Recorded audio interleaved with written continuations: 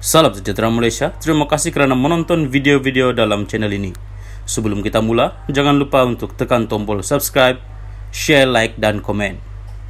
Let's go!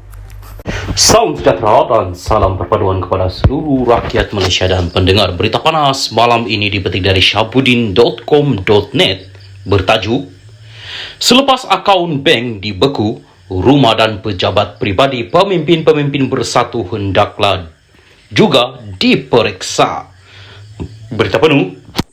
Semalam, SPRM mengesahkan akaun bank bersatu telah dibekukan bagi memudahkan siasatan mengikut Akta Pencegahan Pengubahan Wang Haram dan Pencegahan Pembiayaan Keganasan. Difahamkan pembekuan itu telah dilakukan sejak 2 minggu lalu. Pada awalnya, pembekuan itu dilakukan untuk menyiasat dakwaan berkaitan dana rangsangan kerajaan berjumlah RM92.5 bilion semasa pandemik COVID-19 dan didakwa, diselewengkan dan seterusnya dimasukkan ke dalam akaun bank bersatu. Bagaimanapun difahamkan pembekuan juga dibuat bagi menyiasat dakwaan bahawa bersatu menerima sumbangan daripada kira-kira 10 kontraktor yang mendapat pelbagai projek semasa parti itu menjadi kerajaan. Sumber-sumber mendakwa jumlah sumbangan itu disyaki berjumlah berjumlah lebih RM300 juta ringgit.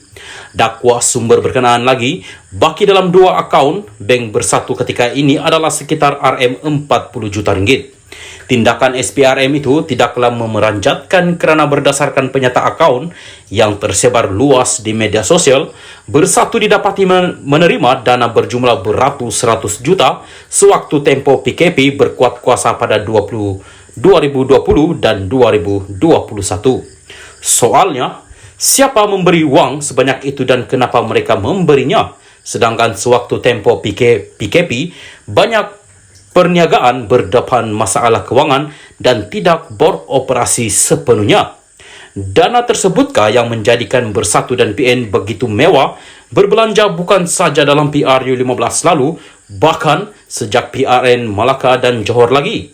Berdasarkan hal ini juga, jika ada RM300 juta didakwa dimasukkan ke dalam akaun bank Bersatu, ikut logik dan kebiasaan sebagai parti politik, lebih banyak lagi duit tunai dipercayai ada dalam simpanan pemimpin atau di pejabat parti berkenaan.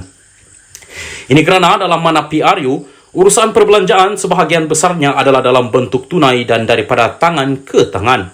Dengan itu, bersekali dengan pembekuan akaun bank Bersatu, akaun bank pemimpin, pejabat pribadi dan kediaman pemimpin-pemimpin utama Bersatu juga seharusnya disiasat sama oleh SPRM. Manalah tahu kot-kot terjumpa sesuatu yang lebih mengejutkan lagi. Siasatan haruslah dilakukan secara menyeluruh bagi memastikan tiada yang terlepas daripada perbuatan melanggar undang-undang. Dalam hal ini, respon Setiausaha Agung Bersatu, Hamzah Zainuddin yang mendakwa tindakan SPRM itu sebagai bukti PH dan BN menggunakan agensi kerajaan sebagai alat untuk membunuh kredibiliti Bersatu serta PN serta adalah tidak benar sama sekali.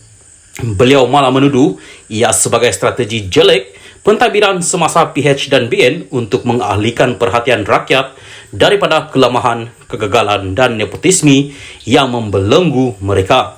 Yang penting di sini, jika tiada apa-apa kesalahan atau pelanggaran undang-undang telah dilakukan, tiada apa yang Hamzah atau Bersatu perlu bimbang dengan tindakan SPRM itu. Berilah kerjasama ketika disiasat. Waima jika ketika pejabat atau rumah diserbu sekalipun. Berani kerana benar, menggelabah semacam bukankah seperti ada yang salah. Syabuddin Hussein, 2 hari bulan 2, 2023.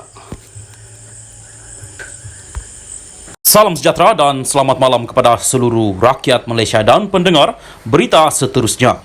Hamzah, kerajaan peralat SPRM untuk bunuh kredibiliti Bersatu. Berita penuh. Susulan pembekuan akaun bank Bersatu, Setiausaha Agungnya Hamzah Zainuddin mengecam kerajaan yang menurutnya menggunakan agensi kerajaan sebagai alat untuk membunuh kredibiliti Bersatu serta Perikatan Nasional PN. Hamzah dalam satu kenyataan hari ini berkata, rakyat sedar tentang strategi jelek pentadbiran semasa untuk mengalihkan perhatian rakyat daripada kelemahan, kegagalan dan nepotisme. Bersatu dapat menerima alasan bahawa langkah yang diambil SPRM itu adalah sebahagian daripada proses siasatan mereka terhadap fitnah yang dilemparkan kepada Bersatu. Bersatu akan terus memberi kerjasama dalam siasatan ini agar fitnah jahat ke atas Bersatu dapat dihentikan segera, katanya, sambil menambah pemimpin dan pegawai parti diminta memberikan kerjasama penuh. Ketua Pesuruhjaya SPRM Azam Baki sebelum ini mengesahkan bahawa akaun Bersatu telah dibekukan untuk membantu siasatan di bawah Akta Pencegahan Pengubahan Wang Harap, pencegahan pembiayaan keganasan dan hasil daripada aktiviti haram. Pendedahan itu berlaku hanya sehari selepas Bersatu mengisytiharkan akaun 2020 dan 2021 dalam usaha untuk menentang dakwaan rasuah. Pada mulanya dipercayai pembekuan itu berkaitan siasatan SPRM terhadap dana kerajaan berjumlah RM92.5 bilion dana rangsangan pandemik yang didakwa diselewengkan. Bagaimanapun, sumber SPRM mendakwa pembekuan akaun itu adalah atas dakwaan Bersatu menerima sumbangan daripada kira-kira 10 kontraktor yang menerima pelbagai projek semasa parti itu mentadbir kerajaan. Menurut sumber itu, jumlah sumbangan disyaki lebih RM300 juta ringgit. Mereka mendakwa baki dalam dua akaun bank Bersatu ketika ini adalah sekitar RM40 juta ringgit. Pada awal Januari, SPRM menahan seorang ketua pegawai eksekutif sebuah syarikat swasta sebagai suspek dalam siasatannya. Ketua pegawai eksekutif itu disyaki menjadi orang tengah dalam pengagihan projek kerajaan di bawah pakej rangsangan ekonomi antara 2020 dan 2022. Suspek itu kemudiannya ternyata seorang ketua bahagian Bersatu. Turut didakwa bahawa RM4.5 bilion daripada jumlah ini telah dimasukkan ke dalam dana PN untuk pilihan raya umum ke-15. Presiden Bersatu Muhyiddin Yassin menafikan dakwaan itu.